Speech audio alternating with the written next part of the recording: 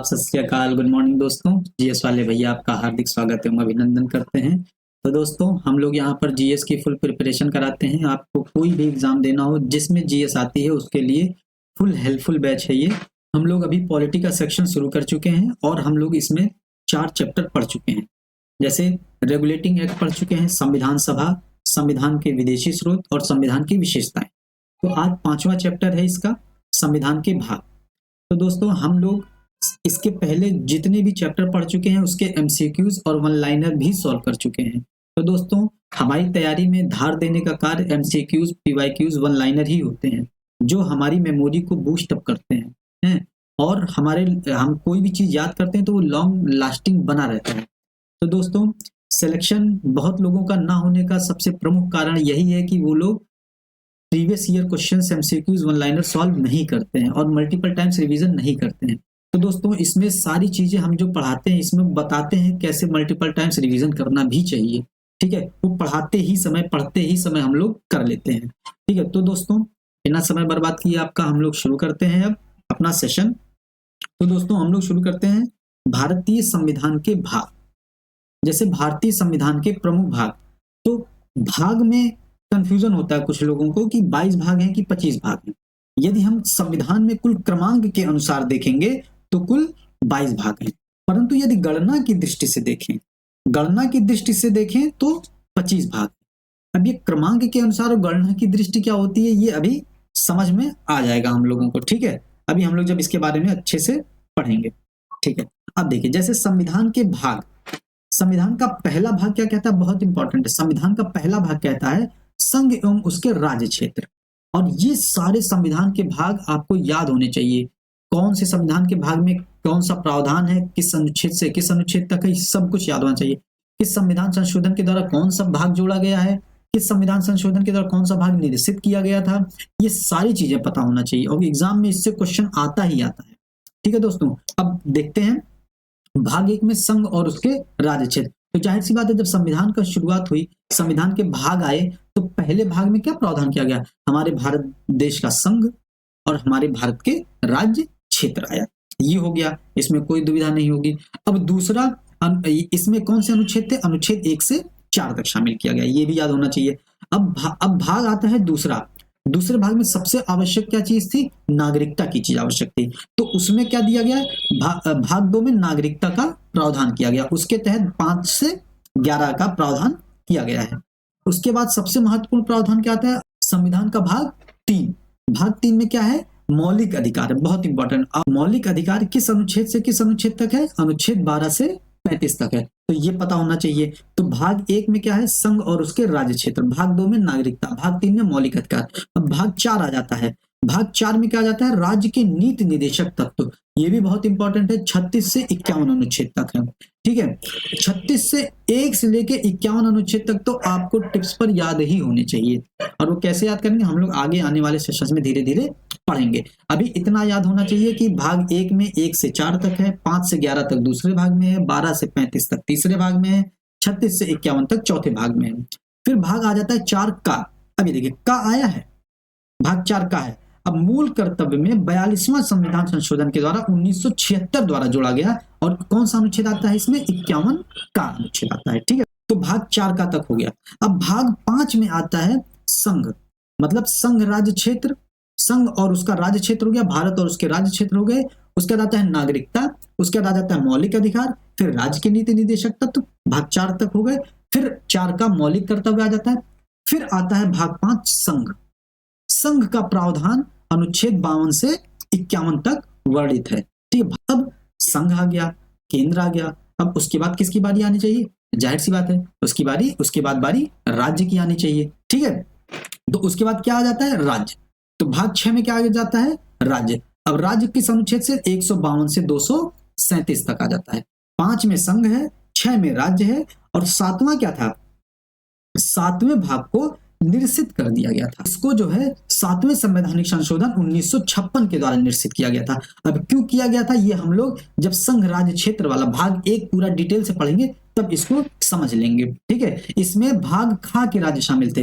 हम आपको बता दें जब संविधान के प्रारंभ में 4 प्रकार के राज्य थे, भाग ए, भाग बी, भाग सी, भाग डी, मतलब का खा गा घा, ठीक है। तो इन दोनों को मिला दिया गया, इन दोनों को मिला दिया गया, मतलब बी जो था ये भाग खा का राज्य था, ठीक है। तब जब बी इसमें ए में शामिल करा दिया गया, ए और बी को मिला दिया गया, तो क्या आ गया, जब ए और बी को मिला दिया गया तो बी समाप्त हो गया, तो भाग खा के राज्य समाप्त हो गए, तो भाग 7 इसीलिए निरसित हो गया, ठीक है। मतलब संविधान के प्रारंभ में चार प्रकार के राज्य थे, भाग ए, भाग बी, भाग सी, भाग डी, मतलब ए श्रेणी, बी श्रेणी, सी श्रेणी, डी श्रेणी, और ये क्रमशः ये भाग 6 में था, बी भाग 7 में था, सी भाग 8 में था, डी भाग 9 में था, ठीक है। ये ध्यान देंगे हम।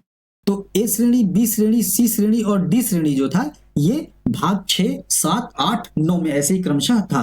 तो ए और बी मतलब भाग 6 और 7 में जो राज्य थे उनको मिला दिया गया, तो 7 का काम खत्म हो गया, 7 को निरसित कर दिया गया 7वें संवैधानिक संशोधन 1956 के द्वारा। भाग 7 7वां संविधान संशोधन, ठीक, यहां से रिलेट कर लेंगे, याद हो जाएगा हमेशा के लिए। भाग 8 और 9 में अंडमान और निकोबार था, तो अंडमान और निकोबार को और भाग 8 को मिला दिया गया, तो 9 निरसित कर दिया गया था, मतलब 7 और 9 को संवैधानिक संशोधन 7वां संवैधानिक संशोधन 1956 के तहत निरसित कर दिया गया था, ये ध्यान रहेगा, ठीक है। तो अभी तक हम लोग भाग 7 तक पढ़ चुके हैं। भाग 5 में क्या था, केंद्र मतलब संघ, भाग 6 में राज्य, भाग 7 निरसित। अब भाग 8 में क्या आएगा, 8 और 9 अंडमान निकोबार को जब भाग 8 में शामिल कर दिया गया तो केंद्र शासित प्रदेश आ जाएगा, ठीक, संघ शासित प्रदेश आ जाएगा, मतलब 5 में संघ, 6 में राज्य, 7 निरसित है तो 8 में संघ राज्य क्षेत्र आ जाएगा, ठीक, संघ शासित प्रदेश, ये याद हो गया। अच्छा अब देखिए 9 को अभी बताया 7वें संवैधानिक संशोधन 1956 के द्वारा निरसित कर दिया गया था, 8 और 9 को मिला दिया गया था, तो 9 हम लोग पढ़ते हैं ना, पंचायत कब शामिल किया गया, 73वां संवैधानिक संशोधन 1992 के द्वारा, ठीक है। अब इसमें ये इंपॉर्टेंट है याद करना, अनुच्छेद 243 से 243 ए और 243 ओ, तो कुल कितने अनुच्छेद हुए इसमें, 16 अनुच्छेद हुए, मतलब एक अनुच्छेद ये और ए से ओ तक 15 होते हैं, तो टोटल इसमें 16 अनुच्छेद हो गए, हमको ये ध्यान देना है। तो भाग 9 में पंचायत है। अब देखिए भाग 9 का में कौन सा है, 9 का में जो 73वां संविधान संशोधन 9 में था, तो 74वां संविधान संशोधन नगर पालिका के द्वारा जोड़ा गया था, है कि नहीं, नगर पालिका। भाग 9 में नगर पंचायत है, 9 का में नगर पालिका है, 73वां और 74वां संविधान संशोधन। अब आता है भाग 9 खा। अब 9 खा भी बहुत इंपॉर्टेंट, सहकारी समिति आ जाती है, इसको इस संविधान संशोधन के द्वारा 97वां संविधान संशोधन 2011 के द्वारा जोड़ा गया, ये हम लोग पढ़े होंगे, सहकारी समितियां आती हैं, मतलब भाग 9 क्लियर हो गया होगा। तो जो भाग 9 को 7वां संवैधानिक संशोधन 1956 के द्वारा निरसित किया गया था, यहां पर आपको क्लियर हो गया होगा पूरा अच्छे से, ठीक है। तो भाग 9 में कब कब चीजें शामिल की गई हैं। अब आ जाता है भाग 10। भाग 10 में क्या आ जाता है, अनुसूचित एवं जनजातीय क्षेत्र आ जाता है, ठीक है। इसमें याद करना है अनुच्छेद 244 और 244 का शामिल थे इसमें, ठीक है। तो भाग 10 में क्या आ जाता है, अनुसूचित एवं जनजातीय क्षेत्र आ जाता है। अब हम लोग शुरू से लेकर नीचे तक रिवीजन कर लेते हैं। भाग 1 में संघ और राज्य क्षेत्र थे, भाग 2 में नागरिकता थी, भाग 3 में मौलिक अधिकार, भाग 4 में नीति निदेशक तत्व, भाग 4 का में मौलिक कर्तव्य, भाग 5 में संघ, भाग 6 में राज्य, भाग 7 निरसित कर दिया गया 7वें संवैधानिक संशोधन 1956, भाग 8 संघ राज्य क्षेत्र, भाग 9 पंचायत, 9 का नगर पालिका, 9 खा सहकारी समितियां, 10 बस अनुसूचित और जनजातीय क्षेत्र, ठीक है। तो कहीं कहीं आपको दिमाग लगाना, शुरू के तो सब याद हो जाएंगे, है कि नहीं।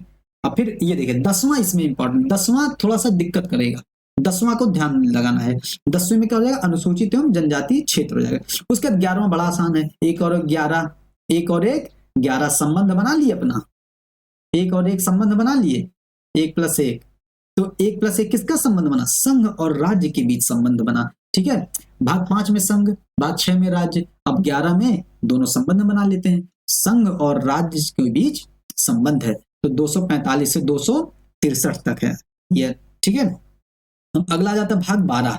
भाग 12 में क्या है, वित्त संपत्तिवाद और संविदाएं, तो ये बहुत इंपॉर्टेंट है क्योंकि इसमें अनुच्छेद 264 से 300 का तक है। ये देखिए 300 का, कहीं ध्यान आया 300 का, 300 का, जब 300 का पहले संपत्ति का अधिकार था, ये अनुच्छेद 31 में था। इसको जो है 44वें संविधान संशोधन 1978 के द्वारा भाग 12 में समाहित कर दिया गया। वित्त संपत्तिवाद और संविधाओं के द्वारा इसमें शामिल कर दिया गया संविधाओं में, और इसको विधिक अधिकार दे दिया गया है कि नहीं, कानूनी अधिकार दिया गया। मौलिक अधिकार से हटाकर कानूनी अधिकार में इसको शामिल कर दिया गया। तो संपत्ति का अधिकार अनुच्छेद 300 का में है, और किस भाग में? भाग 12 में, वित्त संपत्तिवाद और संविधाओं के अंतर्गत। तो भाग 12 किस अनुच्छेद से है? 264 से 300 का तक है। बहुत बढ़िया, भाग 12 तक याद हो गया। भाग 10 में अनुसूचित और जनजाति क्षेत्र। भाग 11 में संबंध 1 और 11, 1 और 11 तो संबंध होता ही है, तो संघ और राज्य के बीच संबंध।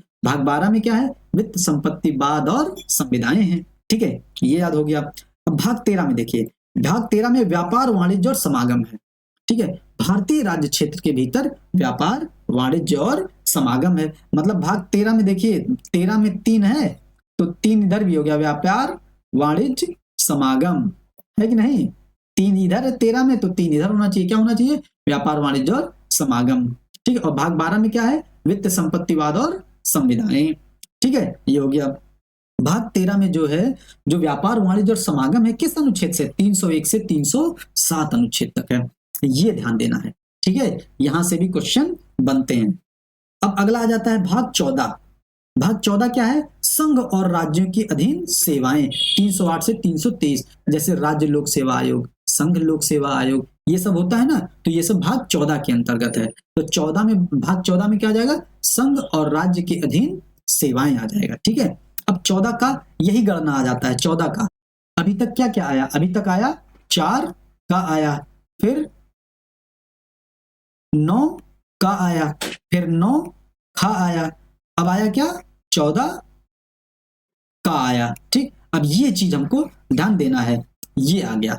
अच्छा, 22 अनुच्छेद, 22 भाग थे, 22 में एक माइनस कर दिया, कौन सा? 7वां निश्चित कर दिया गया था ना, 7वां निश्चित कर दिया। तो 22 में से जब एक घटेगा कितना बचेगा? 21 बचेगा। 21 और ये 4, 21 4 कितने हो गए? टोटल 25 हो गए। ये हो गए, क्रमांक के अनुसार तो 22 है, लेकिन गणना के अनुसार कितने हो गए? 25 हो गए। यहां से हम चीजों को समझ लेंगे। ठीक है, अब देखिए भाग 14 का में क्या था? अधिकरण था। अधिकरण अनुच्छेद 323 का से लेके 323 खा तक है। ठीक, ये ध्यान देना है। उसके बाद भाग 15 आ जाता है। भाग 15 में निर्वाचन संबंधी व्यवस्थाएं आ जाती हैं।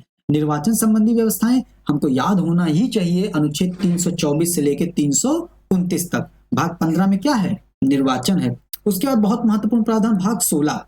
भाग 16 में क्या जाता है? कुछ विशिष्ट वर्गों के संबंध में कुछ विशिष्ट उपबंध हैं। 330 से 342 तक है, ये याद होना चाहिए। उसके बाद भाग 17 आ जाता है राजभाषा।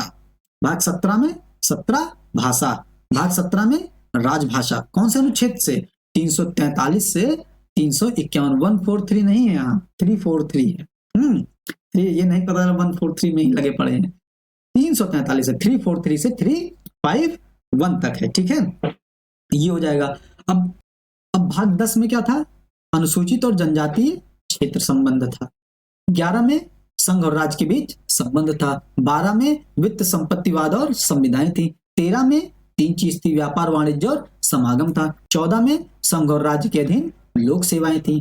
15 में निर्वाचन था। 16 में कुछ वर्गों के संबंध में विशिष्ट उपबंध थे। 17 भाषा, है कि नहीं? ये था। 18 में आपात उपबंध आ जाएगा। 352 से 360 अनुच्छेद तक आ जाएगा। ठीक है, अच्छा, अब हम लोग पढ़ चुके हैं। यहां से आप लोग ये बताइएगा कि वित्तीय आपात, हमारे संविधान में जो वित्तीय आपात का प्रावधान है वो किस देश के संविधान से प्रेरित है? ये आप लोग कमेंट बॉक्स में जरूर आंसर दीजिएगा। ठीक, अब अगला देखिए, अगला क्वेश्चन आता है 19। अगला भाग आता है 19। 19 में प्रकीर्ण है। प्रकीर्ण 361 से 367 तक है। इसमें क्या होता है? जैसे अनुच्छेद 361 में क्या है कि राष्ट्रपति और राज्यपाल को कुछ विशेषाधिकार मिले हुए हैं, तो ये सारी चीजों का प्रावधान इस भाग में किया गया है। भाग 20 में आ जाता है, बहुत इंपॉर्टेंट भाग है, संविधान में संशोधन। एकमात्र अनुच्छेद है 368। ठीक है, ये भी पूछा जा सकता है कि भाग 20 में कितने अनुच्छेद आते हैं? तो एक अनुच्छेद आता है 368। ठीक है, ये ध्यान दीजिएगा। अब देखिए अनुच्छेद 21 आता है। अनुच्छेद 21 आता है 369 से 392 अनुच्छेद तक। अब इसी के बीच आ जाता है अनुच्छेद 370। अनुच्छेद 370 क्या था? अस्थायी संक्रमणकालीन प्रावधान था। और यही देखिए अस्थायी संक्रमणकालीन और विशेष उपबंध 369 से लेकर के 392 तक ये सारे प्रावधान इसमें किए गए थे। तो हम अनुच्छेद 370 से इसको रिलेट करके याद कर सकते हैं। भाग 21 में अस्थायी संक्रमणकालीन और विशेष उपबंध था। और भाग 22 ये तो बहुत इंपॉर्टेंट है और बहुत आसान तरीके से याद भी हो गया होगा पहले ही आप लोगों को, क्योंकि जब हम लोग अनुच्छेद का सेशन ले रहे थे तो उसी में बताए थे। संक्षिप्त नाम प्रारंभ, हिंदी में प्राधिकृत पाठ और निरसन। संक्षिप्त नाम, अब यहां से संक्षिप्त नाम बताएं। संक्षिप्त नाम मतलब अपनी संविधान का क्या नाम होगा? भारत का संविधान ये नाम होगा। और प्रारंभ, किसका प्रारंभ? जब संविधान का प्रारंभ किया गया था 26 नवंबर 1949 को, तो कितने अनुच्छेद लागू थे?